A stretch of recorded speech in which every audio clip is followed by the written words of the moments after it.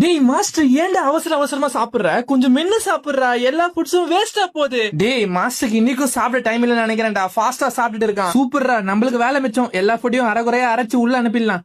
ஓகேடா காய்ஸ், எல்லாரும் அரையும் குறையுமா மென்னு ஸ்டொமக்கு அனுப்புங்கடா. Okay bus. டேய் கொஞ்சமாச்சும் ஃபுட்ட மென்னு சாப்பிடணும்டா.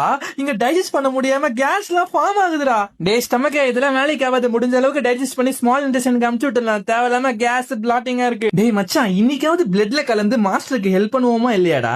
சான்ஸே இல்லடா. இன்னைக்கும் வேலை இருக்குன்னு சரியா மென்னே சாப்பிடலடா. கக்கா வழியா கக்கூசுக்கு தான் போக போறோம். ஓ இன்னைக்கும் ஃபுட் சரியா மென்னு சாப்பிடலையா?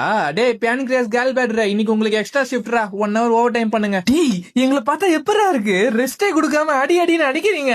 ஒர்க் பண்றீங்க இல்லையடா? இன்னைக்கு எவ்வளவு ஹெல்த்தியா சாப்பிட்டேன் தெரியுமா? அதனால எனர்ஜியா இல்லாத மாதிரி இருக்குடா. ஹெல்த்தியா சாப்பிட்ட என்னடா பிரயோஜனம்? ஃபுட் நல்லா பொறுமையா மென்னு சாப்பிடணும். அப்பதான் அதுல இருக்கிற நியூட்ரியன்ஸ் எல்லாம் அப்சார்ப் ஆகும். இல்லன்னா வெறும் கலோரிஸ் தான் கிடைக்கும். சாப்பிட கூட டைம் இல்லாம அப்படின்னா ஒர்க் தேவையில்லாம ஆசிட் ரிஃப்ளெக்ஸ் கேஸ் எல்லாம் வருதுடா. அவசர அவசரமா சாப்பிட்ட உடம்புல ஒட்டாதுன்னு சொல்லுவாங்களா? இப்பதானே தெரியுது. உணவே மருந்து. இன்னையில இருந்து கொஞ்சம் நீ திரும்ப